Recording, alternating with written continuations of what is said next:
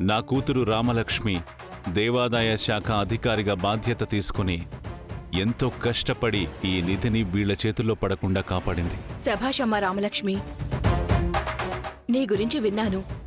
State లెవెల్లో hockey అద్భుతంగా ఆడి sports కోటాలో ఎండోమెంట్ ఆఫీసర్గా జాబ్ సంపాదించావు కదా? అవును మేడం. నీలాంటి వాళ్ళు మన రాష్ట్రానికి, మన దేశానికి చాలా అవసరం అమ్మా. ప్రభుత్వ ఆస్తులు, దేవాలయ ఆస్తులు కాపాడడం నీ గొప్ప మనసుకి నిదర్శనం. బహుశా అది మీ తండ్రి నుంచి వచ్చిందనుకుంటున్నాను. మా వారి గురించి ప్రత్యేకంగా చెప్పవలసిన అవసరం లేదు మేడం. ఈ చుట్టుపక్కల పదుళ్లకి ఆయన ఆదర్శం. ఆయన రక్తం పంచుకుని పుట్టిన బిడ్డే మా రామలక్ష్మి. రామలక్ష్మి మా ఇంటి బిడ్డని చెప్పుకోవడం మాకు గర్వకారణంగా ఉంది. పిల్లలు నిజాయితీతో ఎదిగినప్పుడు తల్లిదండ్రులుగా నిజమైన సంతోషాన్ని పొందుతారు అంటారు. అది ఇప్పుడు మా అన్నయ్య వదనంలో చూస్తున్నాను.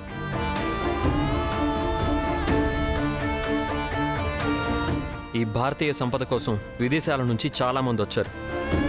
ఈ నిధి విలువ వాళ్ళకి తెలుస్తుంది, కానీ ఈ దేశంలో ఉన్న వాళ్ళకే తెలియడం లేదు. అందుకే దీన్ని నమ్మి డబ్బు చేయాలని వీళ్ళిద్దరూ అనుకుంటున్నారు. అలా అనుకున్న వాళ్ళ పరిస్థితి ఇప్పుడేమవుతుందో అందరూ చూస్తారు కదా. మీరు బాధ్యత గల ఎమ్మెల్యే పదవిలో ఉంటూ ఇలాంటి దుశ్చర్యలకి పాల్పడ్డారు. దేశద్రోహులతో చేతులు కలిపారు. సిగ్గుగా అనిపించట్లేదా?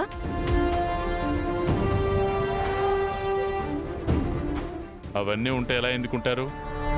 ఊరికేదో చేస్తారని వాళ్ళకి ఓట్లేసి గెలిపిస్తే వాళ్ళ అధికారాన్ని అడ్డం పెట్టుకుని చేసే పనులు ఇవి. అధికారం వాళ్ళకి ఆయుధమైంది. వాళ్ళు అనుకున్న పనులు చేయడం ఈజీ అయిపోయింది. వీళ్ళని దేశద్రోహులుగా గుర్తించాలి. నిధిని దోచుకోవాలనే ఆలోచన వచ్చిన రోజే వాళ్ళు దేశద్రోహులు అయిపోయారు. వీళ్ళకి సరైన శిక్ష పడితేనే ఇంకొకరు మళ్ళీ ఇలాంటి ఆలోచన చేయకుండా ఉంటారు. ఎస్ఐ గారు, ఎస్ మేడం. వీళ్ళిద్దరిని వెంటనే అరెస్ట్ చేసి కోర్టులో ప్రొడ్యూస్ చేయండి. అలాగే మేడం.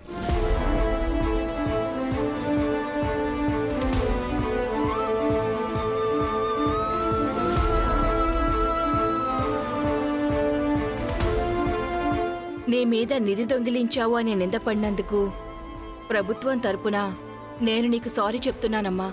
అయ్యో, అవేమొద్దు మేడం. నీ ఎండోమెంట్ ఆఫీసర్ జాబ్ మళ్ళీ నీకొచ్చేలాగా ప్రభుత్వానికి నేను సిఫారసు చేస్తాను. All the best Ramalakshmi, keep going. ఈ నిధిని ప్రభుత్వ పర్యవేక్షణలో అమ్మవారి ఖాతాలో భద్రంగా జమ చేస్తాం. ఇది దేవాలయ ఆస్తి. దాన్ని కాపాడడం మనందరి బాధ్యత. ఇక నేను వెళ్ళొస్తాను. నమస్కారం. వెళ్ళొస్తానండి.